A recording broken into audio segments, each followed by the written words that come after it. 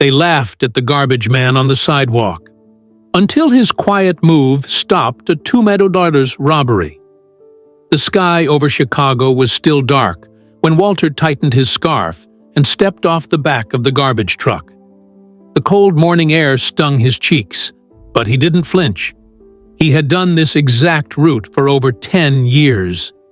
Same neighborhoods, same stops, same weight on his shoulders. The only thing that changed was the weather. Walter Reed, 52 years old, moved like a man half his age, yet invisible to most who passed him. With his worn-out brown coat, a faded Cubs cap, and gloves patched at the palms, he was just the garbage guy to the residents along Halsted Street. He dragged another bin toward the truck. Metal clashed with metal, echoing down the empty street. From across the road, a group of high schoolers waited for their bus.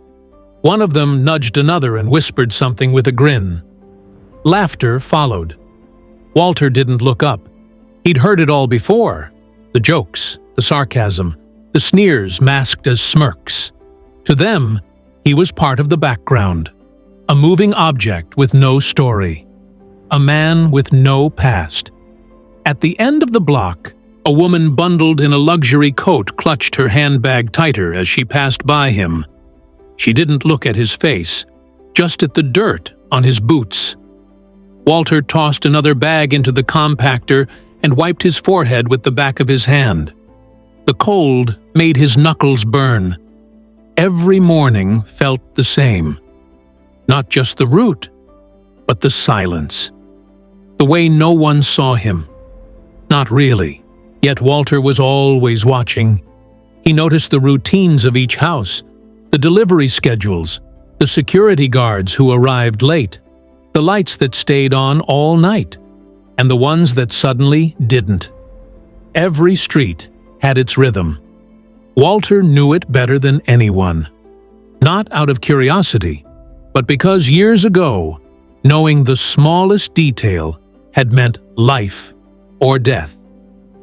Back in the truck, the young driver, Jason, barely 22, scrolled through his phone. "Yo, Reed," he said, half laughing. "You see that guy who posted a video of himself pretending to be a garbage man to prank rich people?" Walter didn't answer. He simply nodded, his eyes focused on the next alley ahead. Jason didn't notice how Walter had paused for a second longer than usual when passing the Fairmount Tower. He didn't notice the small frown that crossed his partner's face, or how his grip tightened on the edge of the truck's door. To Jason, this was just another day. To Walter, something felt off. But like every morning, he said nothing. And just like that, the truck rumbled forward again, the rhythm of the route pulling them back into motion. The next morning, the snow had turned to slush, making the streets look like a forgotten battlefield, gray, cold, and tired.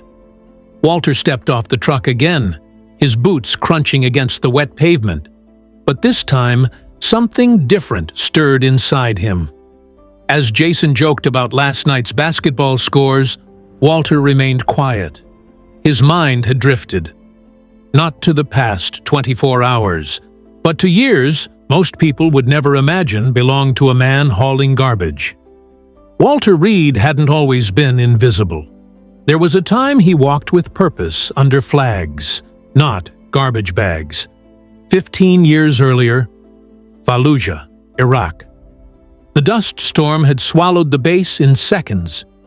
Radios were dead. Visibility, near zero. Inside a crumbling building, Walter sat with 3 men from an elite intelligence unit, eyes fixed on an old laptop. "Satellite scan confirms movement near the North Alley," said Sergeant Coleman, his voice tense. Walter, then 40 and razor-sharp, didn't blink. "They're not going for the convoy. They're going for the server. We need to pull the hard drives now." "But that'll expose—" "We've got less than 3 minutes." Walter cut him off. "You want this entire region's data in enemy hands?" That was the kind of pressure Walter lived under. Precision, instinct, the ability to see danger where others saw routine. Back in Chicago, years later, no one knew that man anymore. No one had ever seen that version of Walter. After the military, he'd gone straight into federal cybersecurity work, cracking digital firewalls and helping foil attacks most civilians never heard about. Then came the call. His mother was ill. Terminal. Without hesitation, he quit everything, moved back to the South Side, took care of her until her last breath. After the funeral, he stayed. Not because he couldn't go back to security work, but because something in him had changed. He was done chasing adrenaline and files full of lies. He didn't want to be surrounded by screens and half-truths anymore. He wanted the quiet, so he picked up a job no one wanted, doing something everyone took for granted. "People trust garbage men more than politicians," he used to joke. No one ever questioned his presence. No one watched the trash guy. But Walter? He watched everything. That afternoon, the Fairmount Tower glinted against the sun like a monument to the untouchable.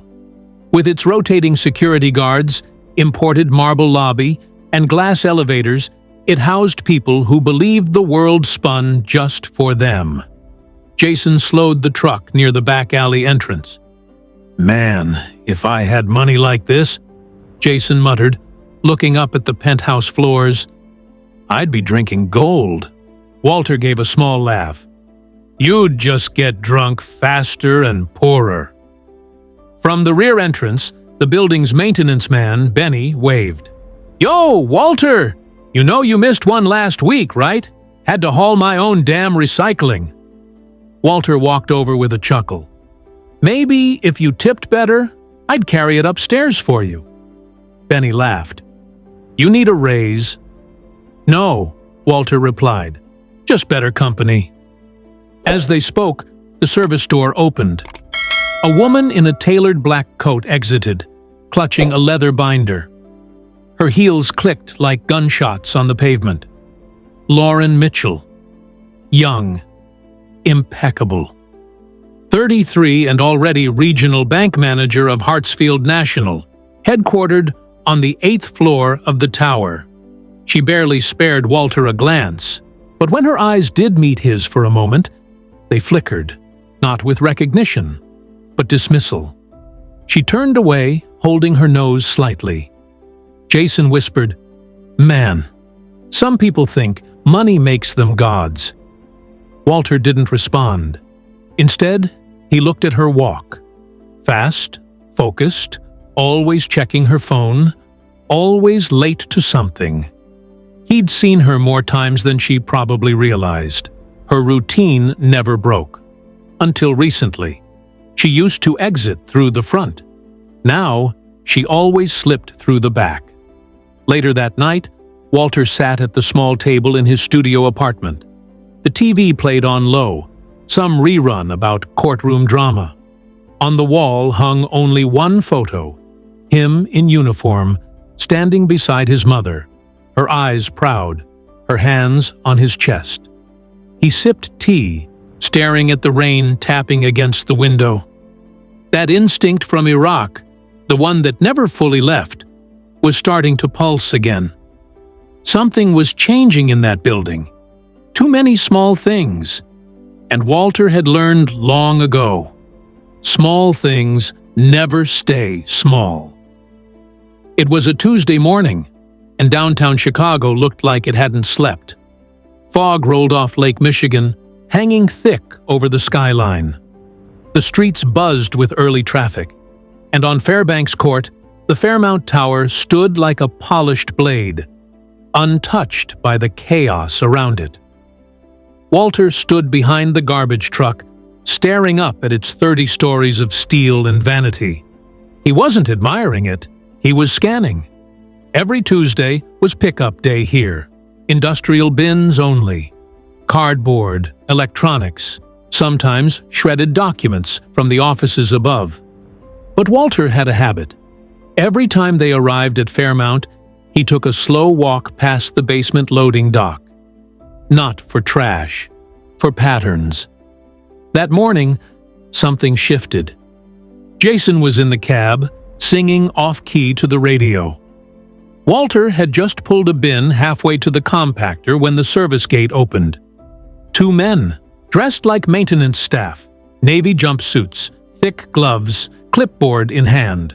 But Walter's eyes locked instantly on what didn't fit. No ID badges. Maintenance crew always had visible tags, usually clipped to the chest or collar. These men had none. One of them, the taller one, dark beard, stiff posture, noticed Walter watching. For a fraction of a second, their eyes met. There was no nod, no casual acknowledgement, just a subtle tightening in the man's jaw, a tiny tension behind his eyes. Then the shorter man turned toward the rear elevator, wheeling a black case marked Equipment A7. Walter's heartbeat didn't spike. It slowed. He recognized that kind of movement, controlled, strategic, too clean for janitors. He didn't say a word. Instead, he slowly knelt beside the bin, pretending to adjust something. From that angle, he caught a glimpse of the back of the van parked in the alley. Plain white. No company logos. Illinois plates. He saw the last four digits. 357K. Just as the elevator doors began to close behind the two men, Walter noticed one more detail. On the chest of the taller man's jumpsuit, a stitched name.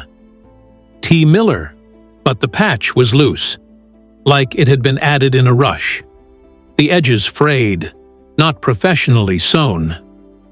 Walter stood, adjusted his gloves, and casually tossed the next bag into the compactor. His expression didn't change, but inside, something had clicked. Later that day, inside the building's security office, a screen flickered with live footage from the lobby. Lauren Mitchell stood near the reception desk, arguing quietly with one of the concierges. "No, Marcus, I told them to send the techs at 9, not 10. This server migration is scheduled across 4 branches, and if they touch the wrong rack..." "We didn't receive any call-ins about techs today, Miss Mitchell," Marcus said. He glanced at the monitor. "There were 2 guys who came in earlier with a case, but they didn't go through here. They used the basement access." Lauren's brow furrowed. "Who gave them access?" Marcus hesitated. "No one. They had a code." Lauren went still for a second.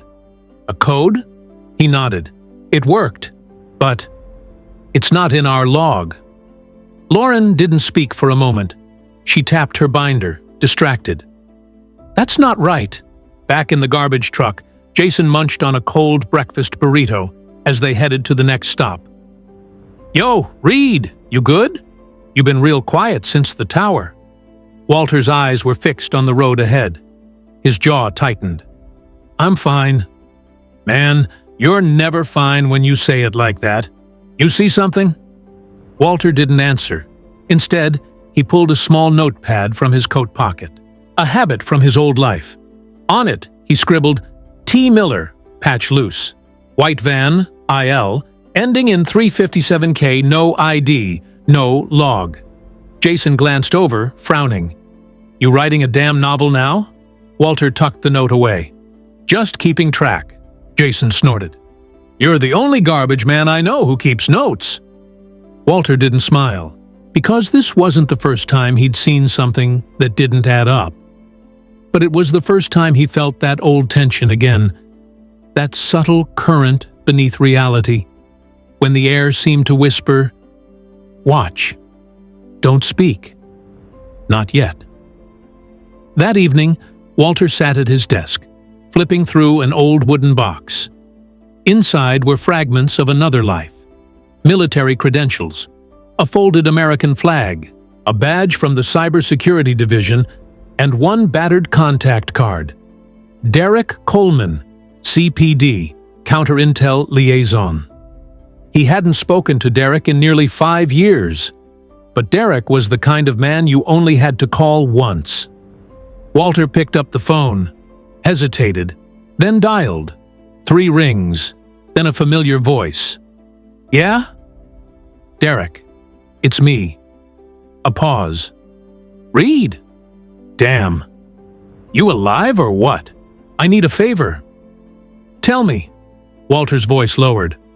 "Ran into a couple ghosts today, posing as maintenance, Fairmount Tower. One used the name T. Miller. I got partial plates. Something's off." Silence on the other end. Then Derek said, "Send me everything. I'll run it through. You still got that gut feeling?" "It's screaming." Walter leaned back in his chair, staring at the ceiling. Outside, Chicago moved like always, fast, loud, unaware. But somewhere inside the Fairmount Tower, 2 men were setting something in motion, and Walter had just taken his first step into stopping it. 2 days had passed. The streets of Chicago remained their usual blur of movement and noise. People laughed over coffee, cursed at traffic lights, and lived with the comfort of routine. But Walter, he no longer trusted routine, especially not around Fairmount Tower. It was Thursday morning when Walter's instincts rang louder than ever. The truck pulled into the rear alley of the tower. Same time, same stop. But something subtle had shifted. Jason, humming an old Tupac track, barely noticed the detail. But Walter did. The security camera above the service entrance, it had been shifted an inch to the left. Barely noticeable to anyone else. But for someone like Walter, trained to see what wasn't meant to be seen, it was loud as a gunshot. And then, there they were. 2 janitors walked past with identical carts. Both wore oversized gloves. Both with stitched name patches that didn't match their faces. One of them had a uniform so new the creases were still visible. The carts were covered, hiding contents beneath gray cloths. Walter didn't blink. He bent down, fixing a bag, eyes tracking every movement. The shorter one reached for the door code panel. 4 quick taps. Beep, beep, beep, beep. The green light flashed. Door unlocked. They were in. Jason looked down from the truck cab. "You see those guys again?"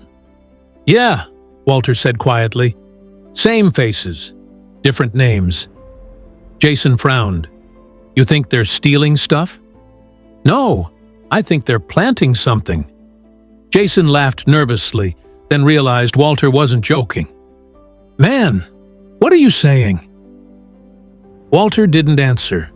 Instead, he stepped away from the bin and walked toward the alley wall, pretending to tie his boot. But from that angle, he could see the van again. Same white Ford, parked in the same shadowed corner, tinted windows. No movement, but the engine was running. That afternoon, Derek called. Walter answered before the first ring ended. "You were right," Derek said without preamble. "No company registered under T. Miller. No maintenance work scheduled at Fairmount for that week. And those plates? Stolen from a bakery truck in Springfield?"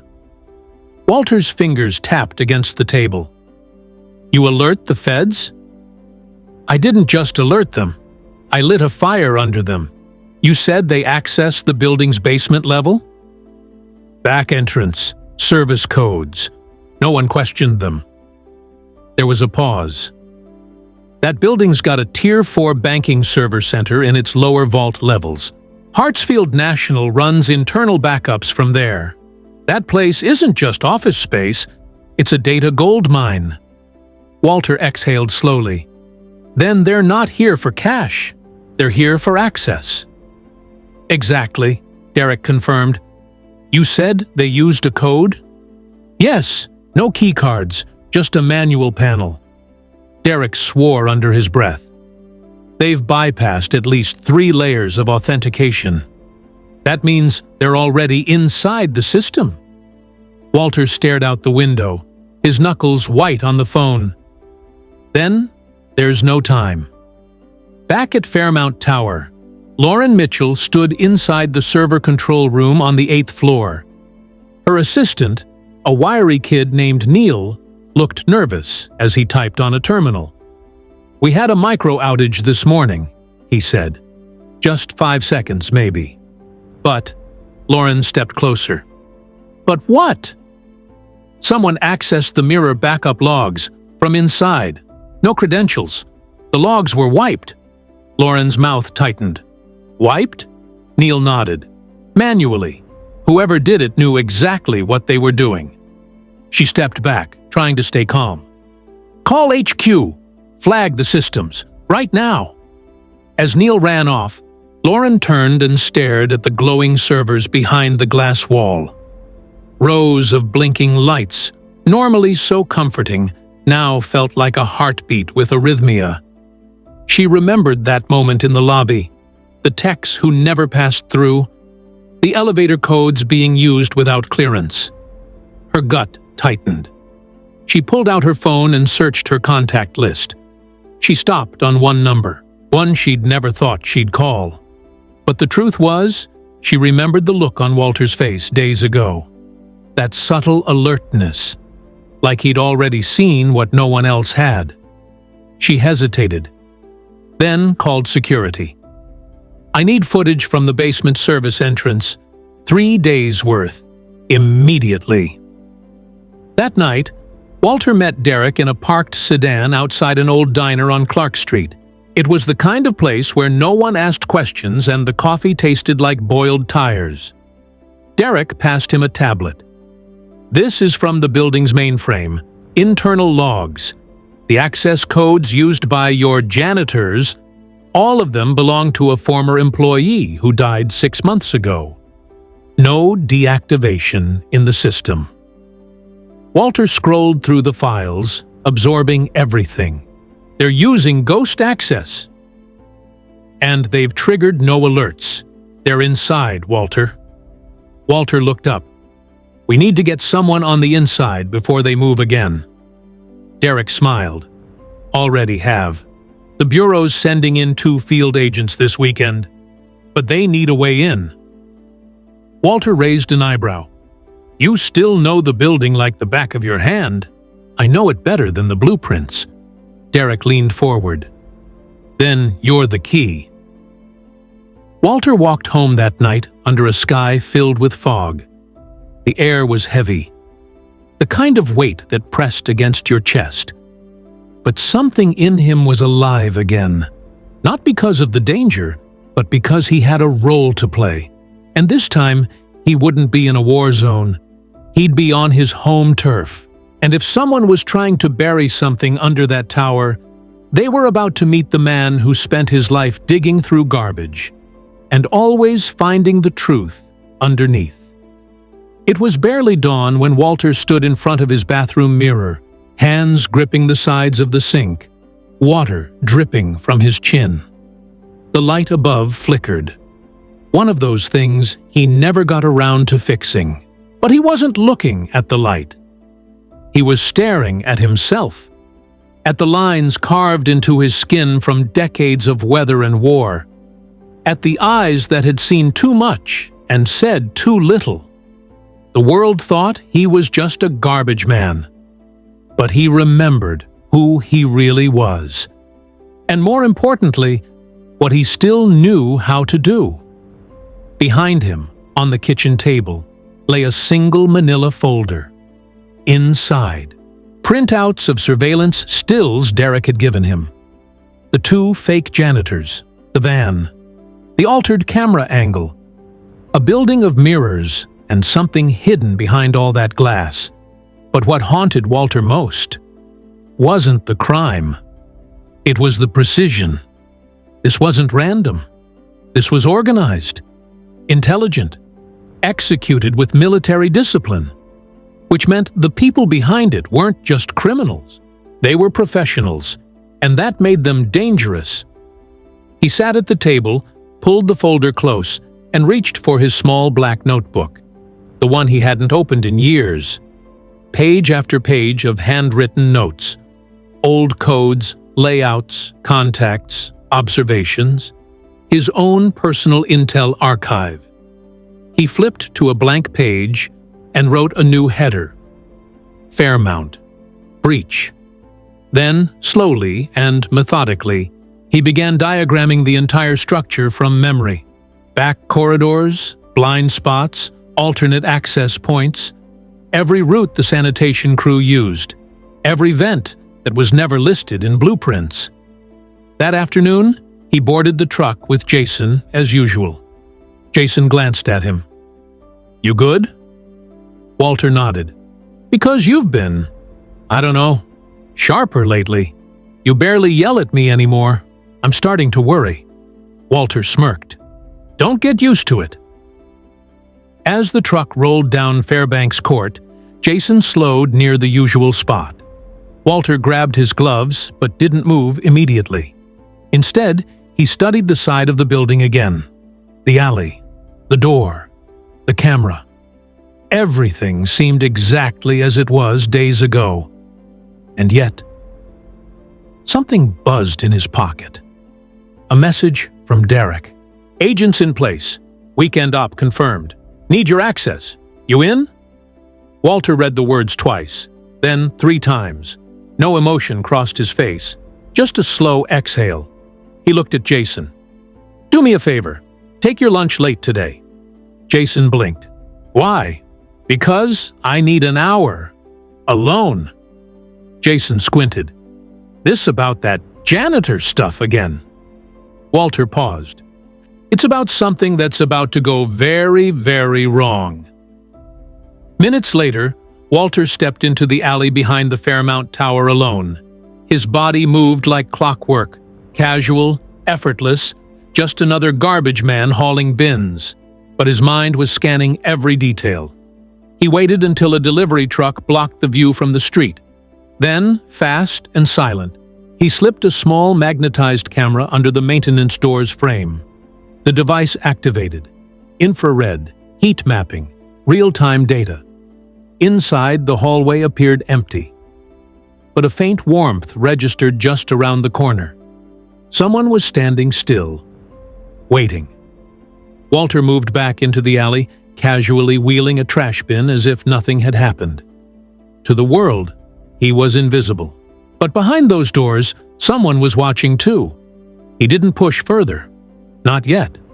Because tonight, he wasn't alone. Back at his apartment, he pulled out an old phone, not connected to any carrier. A military-grade offline device, once used to send encrypted bursts. He powered it up for the first time in years. 2 contacts still stored. He clicked the first. Derek Coleman. Message sent. Green light. We'll guide them through lower level. You'll need decoys on front access. They're using the servers as a pass-through. Tunnels under vault confirmed still open. Less than 5 seconds later, the reply came, "Understood. We move Sunday, Oro 3, 0 days 0 hours." That night, Walter dreamed of fire. The memory wasn't metaphorical.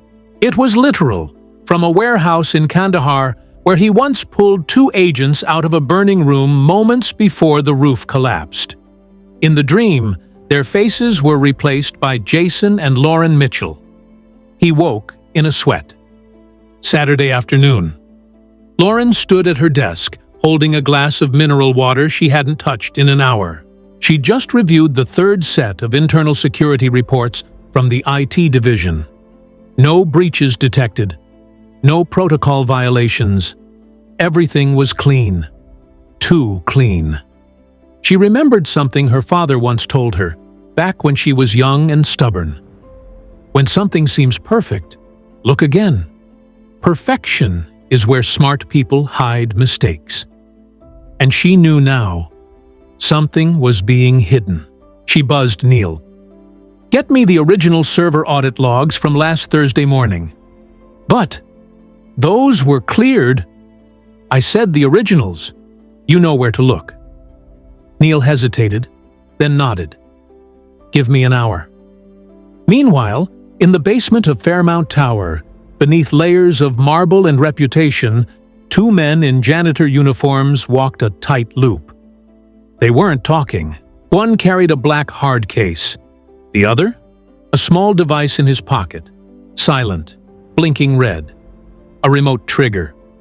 Behind a wall panel, hidden behind what looked like a fuse box, they had wired in a stealth transmitter, running silently for days. It was siphoning data, encrypted, then bounced through an invisible tunnel out to a server in Reykjavik. And no one above them suspected a thing, until now. Walter stood on the roof of an adjacent building at midnight, wind battering his coat. He looked across the short gap between buildings, at the tower, at the glowing floors above. His radio buzzed. "Derek, we're in position. One team on the 12th floor, one in the loading dock. You move when ready." Walter replied, steady and calm. "Let's take the trash out." Saturday, 2:49 a.m. The city was silent, as if it knew something was about to break. Chicago's skyline glimmered in the distance, the sharp wind slicing between buildings, but down in the alley behind Fairmount Tower, everything was still. The sanitation truck Walter had used for a decade now sat parked in the shadows. Engine off, lights dead, a cover. Inside the truck, Derek Coleman adjusted his earpiece and nodded to Walter, who was checking over a folded floor plan under a red flashlight. Derek whispered, "Team 1 is in position outside the security office. Two plainclothes agents in the lobby, pretending to be an intoxicated couple. We're covered above." Walter tapped the floor plan, pointing. "They'll come through here, the Eastern Service stairwell. It connects to sub-level B, where the data tunnel leads directly under the vault. No cameras, no pressure sensors. It's been abandoned since the last renovation." Derek raised an eyebrow. "How the hell do you know all that?" Walter looked up. "Because I used to haul dumpsters through it while they were still pouring concrete." Inside Fairmount, sub-level B. The corridor was long, narrow, and bathed in pale orange light from flickering overhead bulbs. The floor was bare cement, and the air had a constant metallic hum from nearby generators. Two men moved with purpose. The taller one, codenamed Miller, had a voice like sandpaper and eyes that scanned every shadow. The shorter man, Petrov, spoke rarely, and when he did, his voice carried a European accent that hadn't quite faded with years of blending in. Petrov grunted. "You're sure about the bypass?" Miller nodded. "We're 30 seconds from remote sync. All we need is uninterrupted data flow. 3 minutes." They stopped in front of what looked like an old circuit breaker cabinet. Miller knelt, unlocked the bottom panel, and pulled out a compact device, no larger than a paperback. He flipped it on. Silent startup, no lights. Inside, it began recording and mirroring the last 24 hours of encrypted financial transfers across 5 global branches of Hartsfield National. A $2 million breach. Silent, invisible, and irreversible once complete. Petrov checked the hallway behind them. No heat signatures, no movement. Miller said calmly, "They never see us coming." Above, at ground level, service entrance. Walter led the way, moving like a ghost. He knew every creak in the floor, every vent that blew slightly warmer air.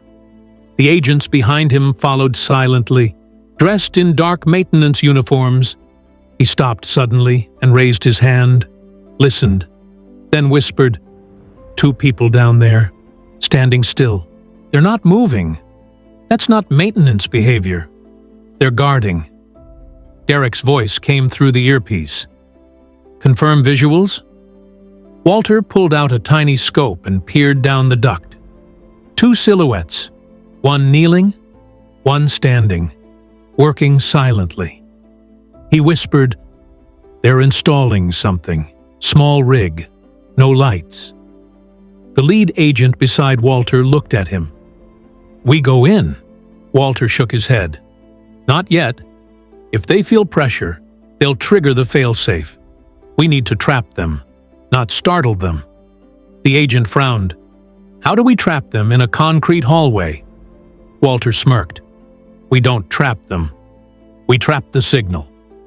He opened his jacket and pulled out a folded device, a pocket frequency scrambler he'd built years ago for a counter-intel op in Qatar. 30 seconds after this goes active, their signal dies. They'll either panic or reveal their extraction point. The agent hesitated. "That's a risky move." Walter's voice didn't shake. "So's trusting strangers with your retirement fund." He activated the device. A low hum filled the air, undetectable to the human ear, but deadly to open data lines. Below, sub-level B, Petrov stared at the transmitter. "Something's wrong." Miller frowned. "What?" "Transfer just stopped. Total freeze." Miller quickly checked the device. It was still online. Power solid. No errors. But the data? Dead. He stood, eyes narrowing. "Back up now. Shut it down. We abort." Petrov moved to pull the rig, but just then, the hallway lights blinked once. Miller froze. Then, footsteps. Fast. Precise. He pulled a sidearm from beneath his uniform.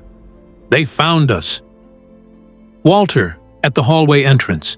He moved faster than the agents could follow, pulling an old metal waste bin across the corridor opening, locking it in place to block visibility. It was loud, deliberate. Inside the hallway, Miller's instincts flared. Diversion. Petrov backed against the wall, aiming his pistol at the corner. Miller looked at the transmitter. 10 seconds. If they come through, we burn it. Then a voice rang down the hallway. Not an agent, not official. "Walter, I know who you are," he called out, firm but calm. "I know what you're doing." Silence. Then Miller replied coldly, "You have no idea what this is." Walter took a step closer. "I know that device is pulsing stolen data through a tunnel that hasn't existed on paper in 20 years. I know you accessed it using the login of a dead contractor. And I know your van's parked 3 blocks away next to a locked telecom duct." Another silence. Then Petrov muttered, "He's not law enforcement." Miller replied, "Doesn't matter. He talks like someone who's been inside." Walter said louder now, "You've got 2 minutes before federal agents flood this hallway. Your choice, drop the transmitter and walk, or go down for digital espionage and federal theft." Petrov raised his weapon higher. "I shoot." Miller didn't blink. "No. We go quiet." He turned toward the cabinet, reached down, but Derek's voice came through Walter's earpiece. "They're moving. Now." Walter ducked back, just as Miller hurled a flashbang down the corridor. A sharp crack, blinding light. One of the agents beside Walter cursed, temporarily stunned.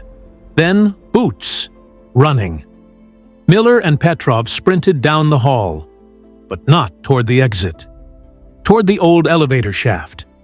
Walter, recovering fast, yelled, "They're using the old dumbwaiter system!" He took off, faster than anyone expected from a man his age. He hit the corner just in time to see Miller halfway into the shaft, pulling Petrov behind him. "Derek, cut power to sub-level B! Now!" Static crackled. Then, the lights blew out. The shaft's emergency brake engaged. Miller screamed as the platform stopped mid-slide, jerking violently. Walter reached them. Miller aimed his weapon, but Walter didn't flinch. "You pull that trigger, you fall 6 stories." Petrov hissed, "We'll never talk." Walter's voice was ice. "Good. That makes it easier." Behind him, agents closed in, guns drawn. Miller dropped the weapon. Minutes later, handcuffed and silent, The two men were led up the corridor. As Miller passed Walter, he paused for a moment, studied him. "You're just a garbage man." Walter didn't blink. "No." Then leaned in and whispered, "I'm the reason you didn't finish the job." The sun hadn't yet risen over Chicago when the last federal van pulled away from the Fairmount Tower's underground exit. Inside it sat Miller and Petrov, silent and restrained, flanked by federal agents whose expressions revealed little. But they all knew the truth. It was over, and none of it would make the headlines. The nature of cyber espionage wasn't dramatic enough for newsreels. No shootouts, no chases through alleyways, no chaos, just ones and zeros, millions of them, almost stolen and almost gone. Almost. Walter sat on the tailgate of the garbage truck, watching the horizon bleed into soft gold. His hands were still dirty. His coat smelled of cold concrete and adrenaline. Derek leaned against the opposite side, sipping gas station coffee from a paper cup. "You should have been in a briefing room with the Bureau just now," Derek said. "They're calling it one of the cleanest interceptions in years." Walter didn't respond. He stared out at the skyline. Derek continued, "You understand what you just stopped, right? That device would have mirrored $2.3 million worth of international transactions. Wire routes, transfer patterns, encryption flaws. The kind of data you can't unleak once it's gone." Walter rubbed his palms together, then looked up. "They would have used it for more than money." Derek nodded. "Nation-state level stuff. Backdoors into systems we don't even admit we have." Walter let out a quiet breath. "And no one upstairs had any idea." Derek shook his head. "They saw what they wanted to see. Suits and equipment. No questions asked. You? You're the only one who looked closer." Walter looked at his hands. "That's what garbage men do, Derek. We look at what everyone else throws away." Later that morning, Fairmount Tower lobby. Lauren Mitchell stood stiffly in front of the concierge desk, arms crossed, jaw clenched. Security footage still played on a monitor behind her, paused on the image of Miller walking through the service entrance. "You mean to tell me this man entered our building, accessed restricted levels, bypassed protocols, and no one thought to alert me?" Marcus, the concierge, tried to keep his composure. "Miss Mitchell, we had no idea it was—" "Of course you didn't," she snapped. "Because you all see a uniform and stop thinking." The silence stretched. Then she added quietly, "Myself included." Behind her, the morning staff watched nervously as FBI agents packed up a sealed evidence box. Inside it, a device barely the size of a shoebox, the transmitter. Lauren stared at it. That box had come within minutes of ruining lives, stealing trust, breaking her career, and the only reason it hadn't was a man she never once looked in the eye. She walked out. A few hours later, back alley, behind Fairmount. Walter stood next to the truck, tightening a bungee cord around a lid that wouldn't stay shut. Footsteps approached. He turned and saw her. Lauren, still in her high heels, walking with uncertainty for the first time since he'd ever seen her. "Walter Reed?" she asked. He didn't answer, just nodded once. I don't know where to begin." "You don't need to," he said simply. She looked down at the ground. "I didn't see it. Any of it. I didn't even see you." Walter raised an eyebrow. "Most people don't." She took a small breath. "I saw the reports. They said you stopped the breach, that you helped guide federal agents, that you identified the threat." He shrugged. "I just took the trash out." She smiled faintly. "You saved this company, probably more than that. And I spent years thinking of you as background noise." Walter's gaze softened, but he didn't let her off easily. "Maybe next time you'll listen to the background?" She nodded. "If there's anything I can do—" "There is." She straightened. "Tell your people to stop acting like the floor they walk on is made of gold. And maybe smile once in a while. At the people who make your lives easier." He walked back to the truck, climbed on, then turned back to her. "And stop using the back exit. You're not invisible." She watched him drive away, the noise of the truck slowly swallowed by the city. And for the first time in years, she saw the man behind the coat. That weekend, Homeland Security Field Office. A proposal sat on a desk. Subject: Walter E. Reed. Recommendation: Civilian appointment. Cyber Risk Prevention Division. Walter had declined it with a one-line reply. "There's too much trash out here. Somebody's gotta clean it up." Monday morning. The alley was different now. Kids walking to school waved at the garbage truck. A businessman waiting for a car raised his coffee in acknowledgement. And as Walter passed, Lauren Mitchell stood by the back entrance of the tower, this time waiting. She nodded once. "Morning, Mr. Reed." He nodded back. "Morning." Jason, sitting behind the wheel, stared wide-eyed. "What the hell's happening? Did you just get greeted by the boss lady?" Walter sat down in the seat, pulled his gloves on, and gave a small smile. "Let's get to work."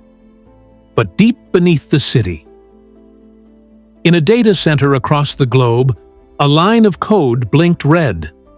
Signal interrupted. Trace detected. A silent alarm was triggered. Somewhere, someone else now knew that their test had failed, and that someone had stopped them before they ever began. This wasn't over, but Walter didn't need to know that yet, because for now, he had a city to keep clean.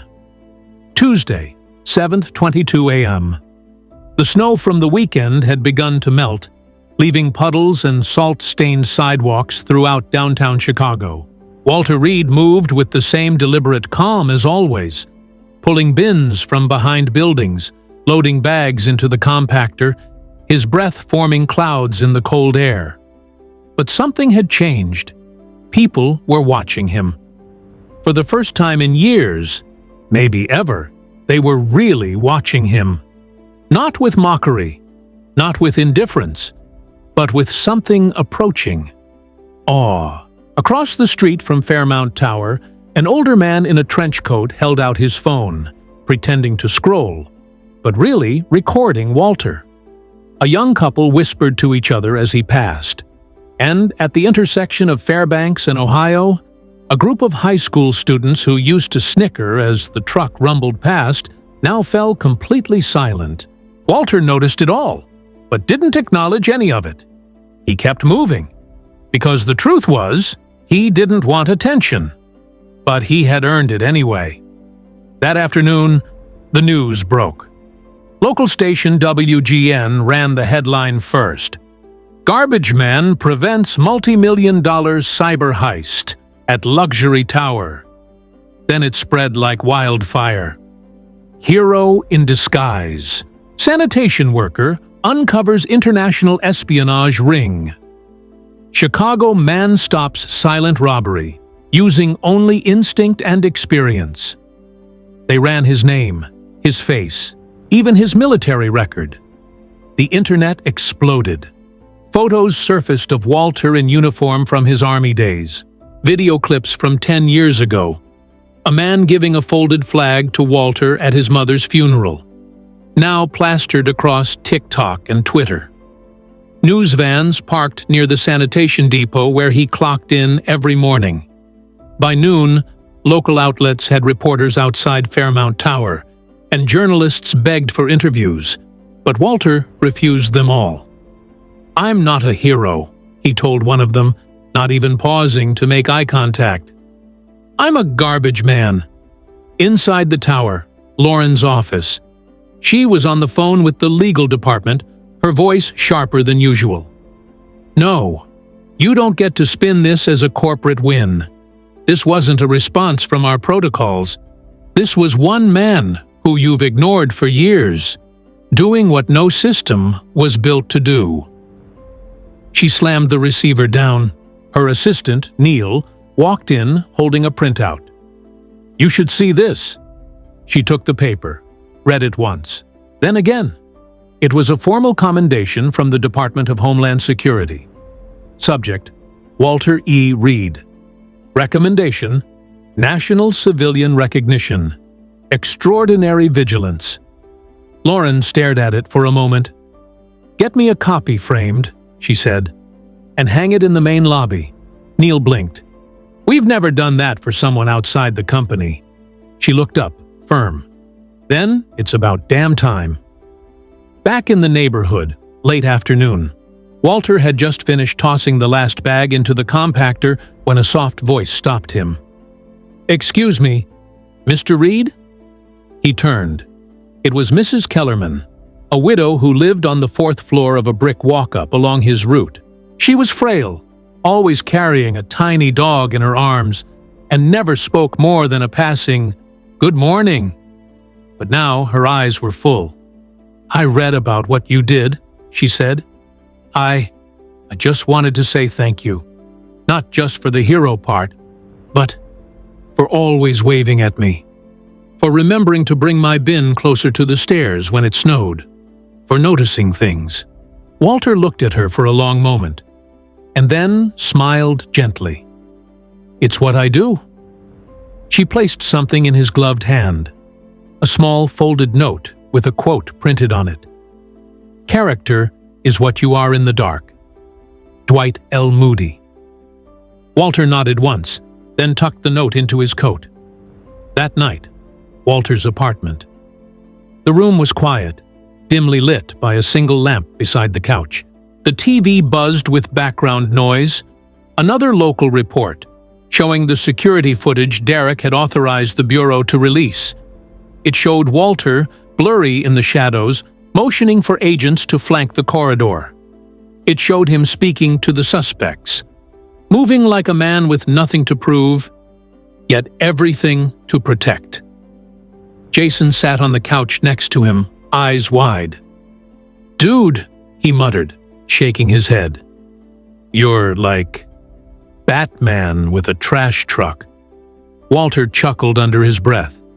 Jason kept staring at the screen. "How did I ride with you every day and not know you used to, like, save the world?" Walter took a sip of tea. "Because the world doesn't ask questions when you carry its garbage." Jason looked over at him, and for once, wasn't joking. "I'm proud to work with you, man. Seriously." Walter gave him a nod. "Then let's be the kind of people who do the job right, even when no one's watching." The next morning, at the depot. When Walter arrived, something was different. All the sanitation workers had gathered near his truck, most of them still in their coveralls, coffee in hand, sleep in their eyes. And then, one of the supervisors, a man who'd never said more than 5 words to Walter in 10 years, stepped forward. "On behalf of the city," he said, holding up a plaque, "and from every one of us here who's been overlooked, talked down to, and ignored. Thanks for reminding them who keeps this place running." The group clapped. Not politely, but loud. Some even whistled. Walter, caught off guard, stepped back, but smiled as they handed him the plaque. His fingers trembled slightly as he read it. "To Walter E. Reed for valor, integrity, and silent service. From the men and women who know what it means to be invisible. No cameras, no speeches. Just the people who mattered, clapping for a man who'd never needed the spotlight." Back at Fairmount Tower, as the city moved around them, a small girl watched through her apartment window as the garbage truck passed. She used to hide from it, scared of the noise, but now she waved. And when Walter saw her, he smiled and waved back, but in a cold glass building thousands of miles away. Two men sat in a dim conference room, reviewing a digital map. One of them, clean-shaven, expensive suit, said quietly. He stopped it. The other leaned back. Then we adjust. We weren't after the money anyway. That was just the entrance test. They turned toward a screen. A new city was highlighted. Washington, D.C. Operation, Phase 2. And on the side of the screen, a single name appeared in red. Walter Reed, flagged, interfered, 3 weeks later. The headlines had faded. The news cycle, hungry and restless, had moved on, from Walter Reed's heroism to a celebrity divorce, then to a scandal at City Hall. The world, as always, kept spinning, fast and forgetful. But in the narrow streets of the near North Side, something had stuck. Walter was no longer invisible. Not because of the stories, not because of the coverage, but because something had shifted in the people. A nod here, a thank you there, a boy helping him lift a heavy bag without being asked. Neighbors now left small coffee cups on the lid of his usual Tuesday morning bin. Respect, not because he demanded it, but because he earned it.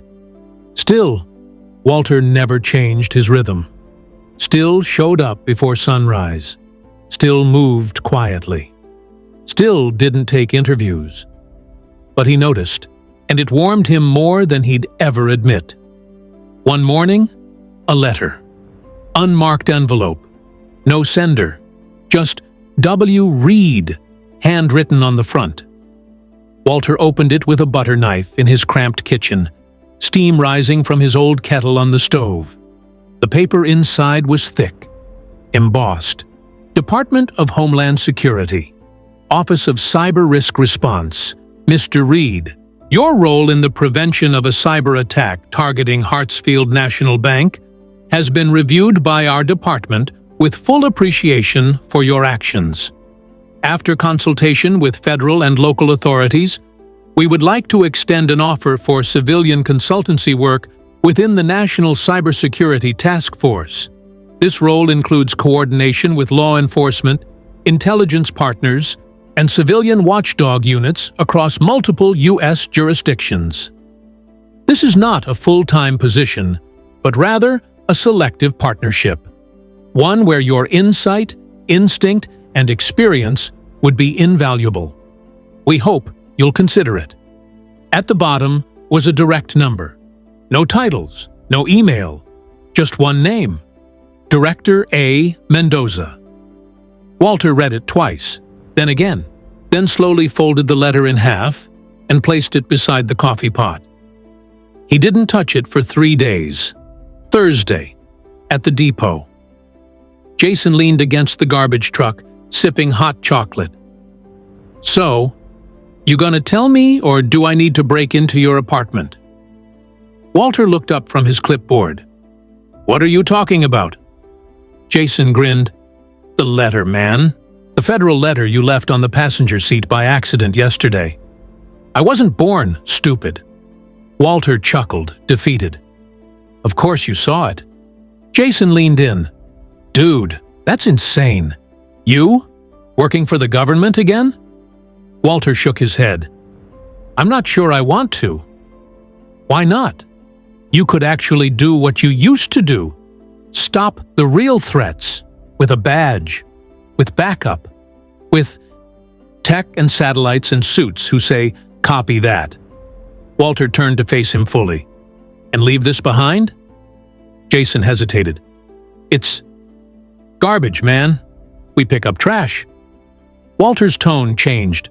Not harsh, but firm. Solid. We pick up lives people throw away. We keep streets clean when no one else is looking. You think this city runs without people like us? Jason didn't reply. Walter continued.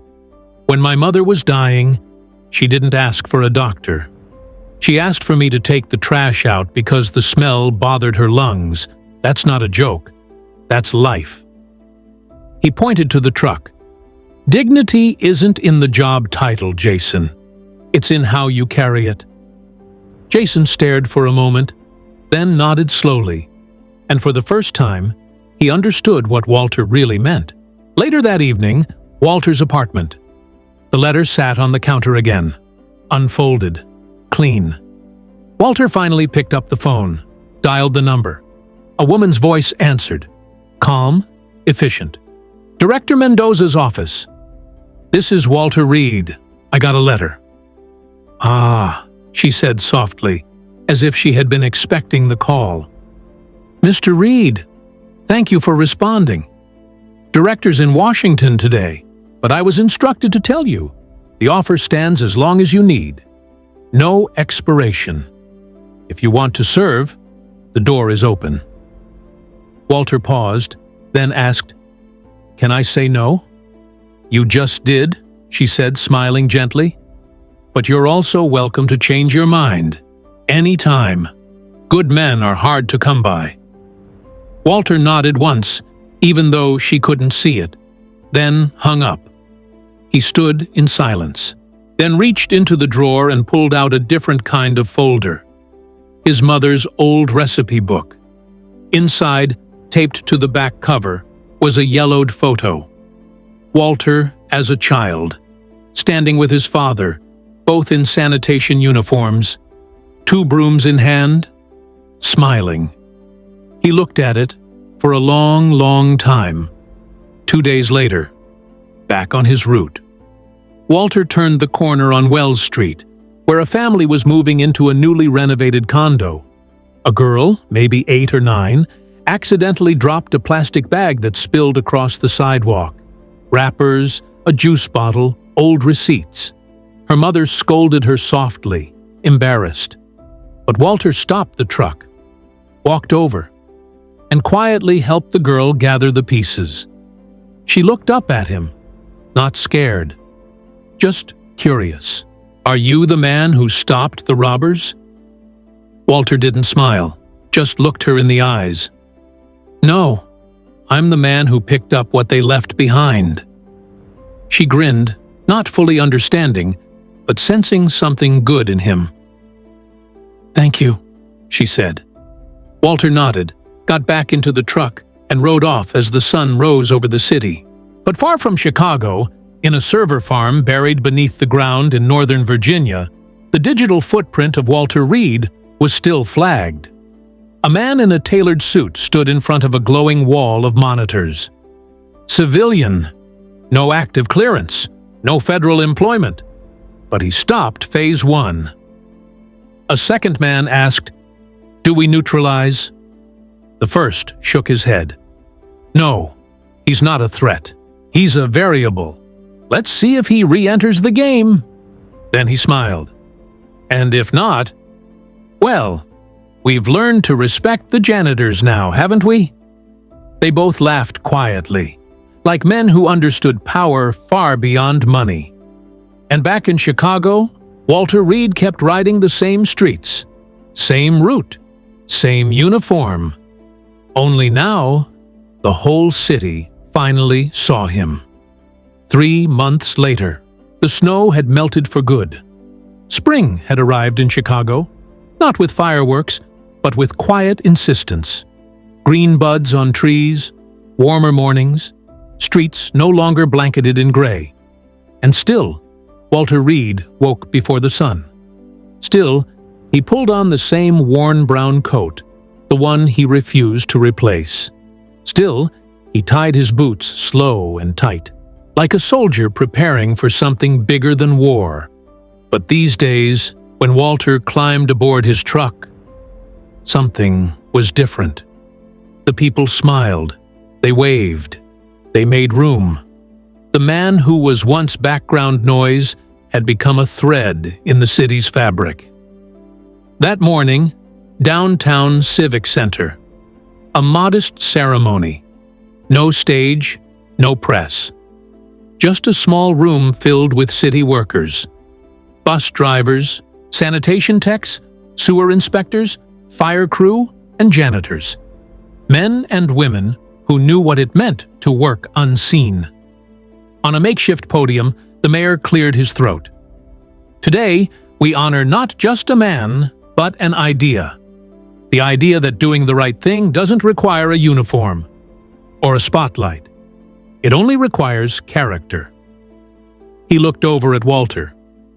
Walter E. Reed saw what no one else did, and he chose to act, quietly, without promise of reward. And because of that, we all slept safely, without even knowing how close we came to waking up in crisis. The applause was genuine. Even Derek, standing in the back in his CPD uniform, whistled. Jason, dressed in a too-tight button-up shirt, clapped so hard his hands turned red. Walter didn't say much, just walked up, accepted a small brass key to the city, and nodded in thanks. No speech, no spotlight, only a man doing what he always did, showing up. Later that evening, Walter's apartment. He stood near his window, watching the lights of the city flicker. On his table, 2 envelopes sat side by side. The first was from the Department of Homeland Security, unopened. The second was from the Office of the Mayor, offering a new advisory position on public safety strategy, flexible hours, civic leadership, influence. He stared at them both, then slowly walked to the bookshelf. Between a dog-eared copy of The Old Man and the Sea and his mother's favorite Bible, he placed both letters. Not in the trash, not as trophies, just as pages, pieces of a story that he no longer needed to chase. 1 week later, Fairmount Tower loading dock. The morning light hit the glass just right, and for a moment, the entire building shimmered. Walter turned the corner with the truck, like always. And there she was, Lauren Mitchell. Not in heels, not in her tailored black coat, just in sneakers and a hoodie, holding a paper bag. She approached the truck window as Walter slowed. "I brought you something," she said, handing him the bag. "My mom's recipe, banana bread. She always said, 'The people who take out our trash deserve better than silence.'" Walter looked at her. No walls between them now, just people. "Thank you," he said quietly, then added, "You ever figure out why you started using the back exit?" She smirked. "Because I didn't want to see the people who saw me too clearly." Walter chuckled. "Then it's a good thing you stopped hiding." She stepped back, gave a casual salute, and turned toward the building. As she disappeared through the doors, Walter bit into the banana bread. Still warm. Jason leaned over. "Tell me that's not the best banana bread in the city." Walter nodded once. "It is." That afternoon, Walter's route took him past a school. A group of kids ran to the fence as the truck passed. One of them, maybe 9 years old, shouted, "That's him! That's the guy!" Walter slowed, looked at the boy. The kid raised a homemade cardboard sign. "Thank you for keeping us safe." Walter froze for a second, then gave the boy a thumbs up. He didn't need speeches. He didn't need a statue. That moment was enough, and far away, in a different city, a different building, on a different continent. A new operation was underway, different names, different targets. But in a quiet, classified folder on a government terminal, one file remained marked. Reed, Walter E., status, unrecruited. Watchlist exception, granted. A junior analyst glanced at it and asked, "Why aren't we monitoring this guy?" Her supervisor smiled. "Because some men don't come when you call them. They come when no one else does." And in Chicago, every morning, at the same time, on the same street, the same old truck rumbled by. Not special, not shiny, not celebrated. But if you looked closely, you'd see something deeper.